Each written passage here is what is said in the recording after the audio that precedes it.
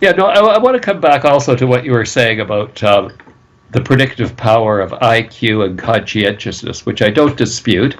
And I'm also not one of these people who suffers under the delusion that these things are totally, open quotes, socially determined, close quotes. I mean, I understand and believe that they have high heritability and identifiable genetic sources in that variability and so on.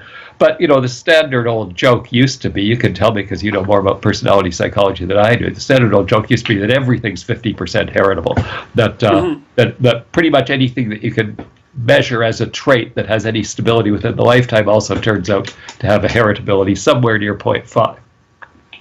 But there's the other 0.5. You know, some people have low IQs because they were exposed to too much lead in infancy. I believe that conscientiousness can probably be, well, I believe you suggested earlier that we know something about this already, about developmental determinants of shifts in conscientiousness.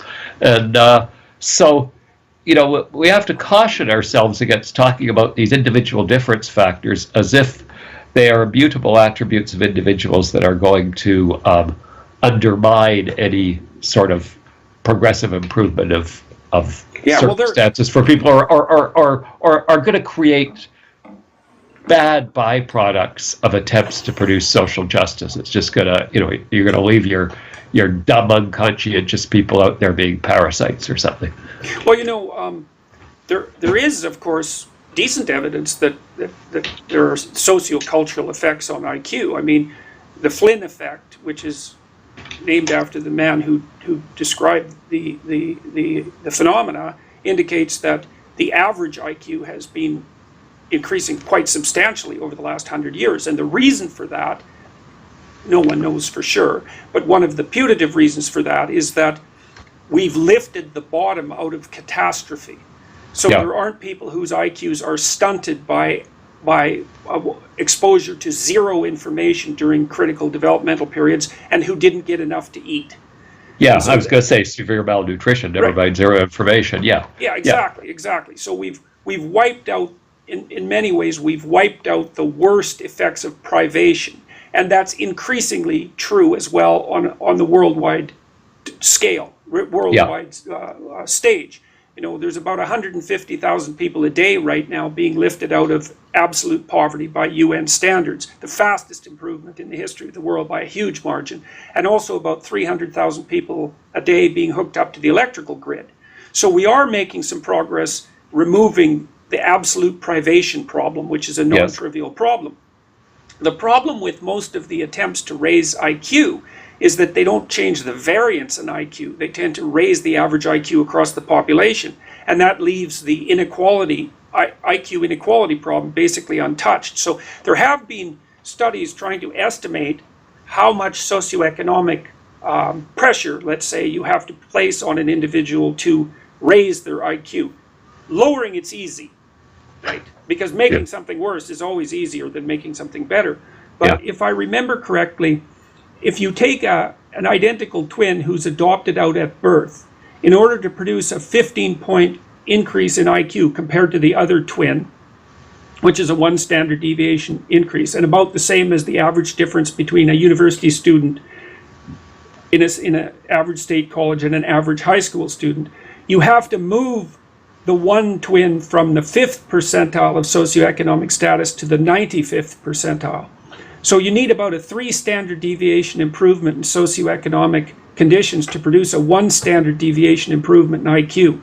So it looks like it can be done, but it's expensive, you know. And yeah, I see what you're saying. I'm kind of surprised, actually. I mean, given, you know, we just mentioned malnutrition as one possible source of low IQ, one possible developmental source. I'm kind of surprised that to the degree that the Flynn effect might be due to things like a reduction of the number of people exposed to severe malnutrition, that it wouldn't have also simultaneously truncated the variance a little bit.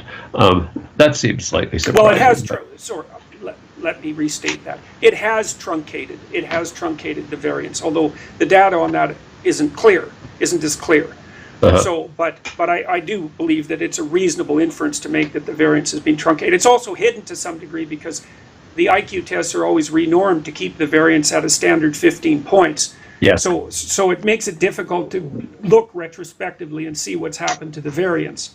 So, but the other problem too is that, you get these stories now and then about these companies that come out with claims that their brain exercises can improve IQ, and the literature on that is damn dismal. I can tell you, it's that the holy grail is to produce cognitive exercises that produce a legitimate impact on fluid intelligence, and like there's been a lot of work done on that, and the answer so far is that it doesn't work.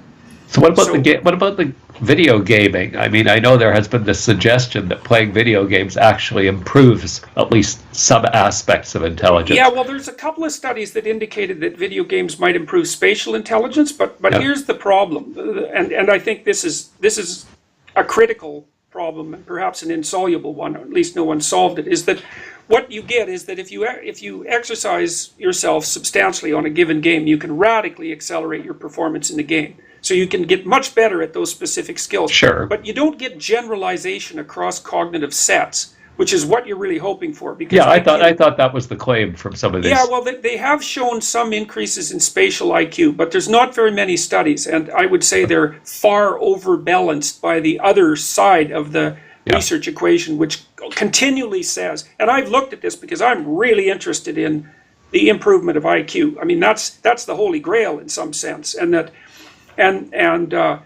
The overwhelming preponderance of evidence suggests that you don't get generalization outside the narrow domain. Now, why that is, and even this, it's even worse, because you might say, well, imagine that you could take 5 different domains of intelligence, still associated tightly with G, and you had people practice routines in all 5 dimensions. Maybe you'd get generalization under those circumstances, and the results of the research attempting that indicate that no, as soon as you move away from those specific practice instances, you don't get generalization.